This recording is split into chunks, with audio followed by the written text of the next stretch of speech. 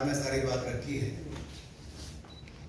मैं तो इतना ही कहूँगा, भगवान के घर में देर से ही अंधेर नहीं। राहुल जी कहते थे दुर्भाग्य से सांसद, अनफॉर्चुनेटली आई एम। सो उनको जो एक दुर्भाग्य लगता था आज उससे भी मुक्ति मिल गई है। उनके साथ साथ वायनाड के लोगों को भी इससे छुटकारा मिल पाया। इतने लंबे समय से जो लोकसभा के सदस्य हो, ना कभी अमेठी के लिए 5 वर्षों में एक सवाल पूछ पाए 2009 से 14 तक, और इतने वर्षों में मात्र 21 डिबेट्स में भाग लेना तो अपने आप में दिखाता है कि वर्ष उतने हो गए लेकिन उतनी डिबेट्स में पार्टिसिपेट नहीं किया। एक भी आज तक प्राइवेट मेंबर बिल तो लाने की बात दूर, लेकिन अपनी ही सरकार में 2013 में ऑर्डिनेंस को बड़े चौराहे पर फाड़ देने का काम और नॉनसेंस बोलने का काम ये श्रीमान राहुल गांधी जी ने किया। वो सदा अपने आप को संसद से ऊपर, सदन से ऊपर, सरकारों से ऊपर, देश से ऊपर और न्याय व्यवस्था से ऊपर समझते हैं। और ये सेंस ऑफ एंटाइटलमेंट की जो बात कही, ये अपने आप उन पर लागू होती है। अब एक बात पहले आई कि क्या 2 साल की सजा। देखिए मित्रों, 2018 में, मैं आपको 2018 में इसलिए लेके जा रहा हूं कि एसएलपी जब सुप्रीम कोर्ट में आई तो 2018 में उनसे रिटर्न माफी मांगी गई, लिखित रूप में माफी, और कोर्ट ने कहा भविष्य में सचेत रहना, ऐसी गलती मत करना। लेकिन 2019 में एक बार नहीं कई बार ऐसे झूठे आरोप तो लगाए ही। अभद्र भाषा का प्रयोग, अपमान करने का काम, अपशब्द बोलना, ये उनकी आदत सी बन गई थी। सभी चोर मोदी हैं ये बोल दो, किसी को किसी की हत्या के साथ जोड़ दो, कुछ भी कह दो, आपको तो कोई देश में कोई कुछ कर ही नहीं सकता। ये उनको लगता था, क्योंकि वो सब चीजों से अपने आप को ऊपर समझते थे। तो सूरत के कोर्ट ने तो याद करवाया कि 2018 में भी तुम्हें कहा था भाई सुधार नहीं हुआ, उसके बाद बार बार आपने गलतियां की हैं, और एक सांसद जब ये गलती कर रहा है तो कुछ ना कुछ दंड ऐसा देना चाहिए कि भविष्य में ना। जहां तक सदस्यता जाने की बात है, ये लिली थॉमस केस में बहुत स्पष्ट है सुप्रीम कोर्ट की जजमेंट के बाद कि 2 साल का दंड हुआ और दोष सिद्धि के बाद अगर उसके ऊपर रोक नहीं लगी तो आप सस्पेंड माने ही जाते हो। इसकी तो पुष्टि करने का काम ही केवल लोकसभा में होना था। And the Lok Sabha Speaker has only confirmed the legal position. He is not required to take any decision or pass any speaking order. The decision falls under the provisions of Article 1021E of the Constitution of India, read with the Section 8 of the Representatives of the People Act 1951. लेकिन जो धर्मेंद्र जी ने कहा स्पष्ट है कि 2 साल की सजा थी, संसद की सीट सांसद के रूप में छुट्टी होनी थी। लेकिन ये सुनियोजित षड्यंत्र, सोची समझी साजिश कांग्रेस में किसने रची, राहुल जी आपको समझना पड़ेगा। इसकी जड़ तक जाना ही पड़ेगा। कौन है जो छुटकारा पाना चाहते थे?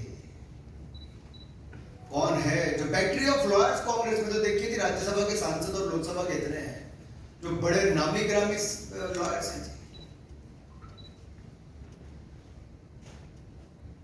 क्या एक भी सही राय देने वाला कांग्रेस में नहीं बचा, मिला, या जानबूझकर गलत रास्ते पर डाला गया? ये छुटकारा कौन पाना चाहता था? एक तो मैंने कहा वायनाड के लोगों को तो छुट्टी मिल गई, अमेठी वाले पहले पा चुके थे। लेकिन ये काम, ये जो लगता है कि डायनेस्टी का होने तो वैसे ऊपर हूं, सबसे ऊपर हूं। दूसरा मैं इस पे आपको ये कहना चाहता हूं, पार्लियामेंट में विनम्रता, धैर्यता, समग्रता, इन सबको देखा जाता है कि आप एक सांसद के रूप में एक गुण आप में हो। ये भारतीय संस्कृति के संस्कार भी हैं। लेकिन आप पार्लियामेंट में कहते हो मैं बोलूंगा तो पार्लियामेंट चलेगी, नहीं तो पार्लियामेंट नहीं चल सकती। यानी कि आप पार्लियामेंट के कानून नियम से भी ऊपर हो गए। आप सुप्रीम कोर्ट के आदेश के बाद भी आप कुछ भी करेंगे और आपको पूछने वाला कोई नहीं होगा। ये असंसदीय उनका आचरण पहले भी रहा है और ये अहंकार तो लगातार दिखता रहा है। और ये सत्ता में थे तब तो ये नशा था कि अपनी ही पार्टी का ऑर्डिनेंस फाड़ कर फेंक दिया और अपनी पार्टी को अपनी औकात दिखा दी थी कि कांग्रेस पार्टी की सोच को ये कुछ नहीं मानते। आज उसी पार्टी के अंदर किसने खेल दिया, आज इनको पता नहीं चल पा रहा। 13 सालों में मात्र 21 चर्चाओं में भाग लेना, यही नहीं एक भी सिंगल प्राइवेट मेंबर बिल जैसे मैंने कहा नहीं ला पाए। I can say he is the epitome of the unparliamentary behavior and he himself agrees on many issues. अभी डिस्क्वालिफिकेशन क्या पहली बार हुई? जो माननीय धर्मेंद्र जी ने भी कहा, मैं कुछ नाम आपके सामने रखना चाहता हूं। लालू प्रसाद यादव जी सजा भोगी हुए तो इस्तीफा देना पड़ा। पहले चारा घोटाला में तो अब जाकर तुम मुझे प्लॉट दो मैं तुम्हें जॉब दूंगा, जमीन के बदले जॉब, उसमें भी गए। ऐसे नहीं आजम खान हो, मोहम्मद फैजल हो जो लक्षद्वीप के एमपी हैं, विक्रम सैनी, ऐसे बहुत सारे लंबी लिस्ट है जो सब ऐसे हैं। बट ये क्यों हुआ? राहुल जी की स्थिति क्यों आई? ये गलती एक बार नहीं बार बार की। और मैं कुछ आपके सामने आंकड़े जरूर रखना चाहूंगा, अवश्य। अगर आप ये देखेंगे 7 जगह ये बेल पर है, जमानत पर है। एक बार नहीं है जी, बार बार ये अपशब्द बोलने के लिए, अपमानित करने के लिए, झूठ बोलने के लिए जब मुकदमे इनके ऊपर किए गए तो कोर्ट में जाकर इनको वहां से बेल लेनी पड़ी। नेशनल हेराल्ड केस में भ्रष्टाचार में बेल अलग है, ये अवमानना के मुकदमों में भी देखा जाए तो जहां पटना कोर्ट में यही इसी विषय पर कि सब मोदी चोर है, इस तरह की भाषा का उपयोग किया गया, उस पर इनको।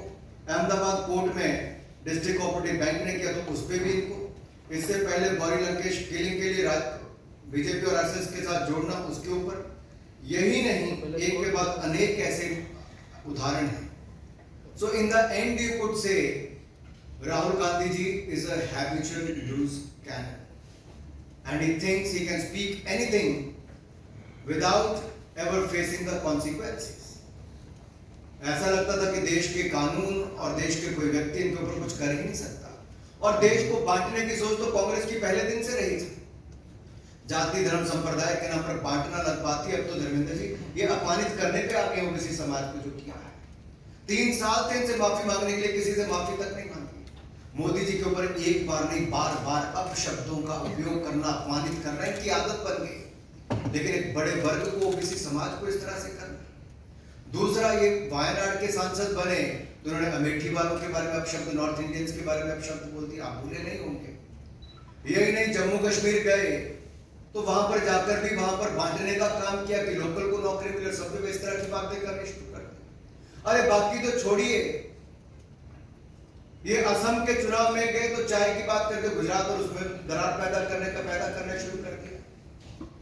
यहां कहां रुके? ये भारत को एक यूनियन ऑफ स्टेट्स भी कहते हैं और देश के बाहर जाकर भी भारत को कह देते हैं India is like a European union. या तो इनको देश के फंडे क्लियर नहीं है, खुद ज्यादा के जानबूझ के ऐसे बयान देते कि मीडिया की सुर्खियों में बने रहे। और ये लगातार कश्मीर के बारे में जो कहना, जो 370-35 से नेहरू जी की देन थी, जो इनके कारण बेड़ा गर्क वहां पे हुआ था, लोगों की जाने गई, उससे बचाने का काम मोदी जी की सरकार ने किया। ये विदेश में जाकर उसके बारे में भी गलत बोलते हैं। ये अरुणाचल प्रदेश को भारत का हिस्सा नहीं मानते, इसके ऊपर कोई जवाब देने के लिए तैयार नहीं। भारत की वैक्सीन के बारे में गलत टिप्पणी करते हैं, उसमें विश्वास नहीं हो। जहां मोदी जी की सरकार, मोदी जी सबका साथ सबका विकास सबका विश्वास इस पर काम करते हैं, ये लोग समाज को बांटने का काम और विशेष तौर पर एक वर्ग को जो लगता है कि मोदी जी उससे आते भी हैं, उसको बार बार अपमानित करने का काम करते हैं। मैं तो इतना ही कहूंगा अंत में, अगर आपका कोई सवाल हो, कि ये जो बहुत पहले से होना था ये हो के रहा है और एक बार नहीं, राहुल गांधी जी ने बार बार ऐसे अपराध किए। कुछ लोग सवाल है सुजीत ठाकुर जी। सर मेरे 2 सवाल हैं। एक तो अनुराग ठाकुर जी से है, आपने कहा कि कांग्रेस पार्टी में जिस तरह के, आपको क्या वहाँ कोई विभीषण है राहुल गांधी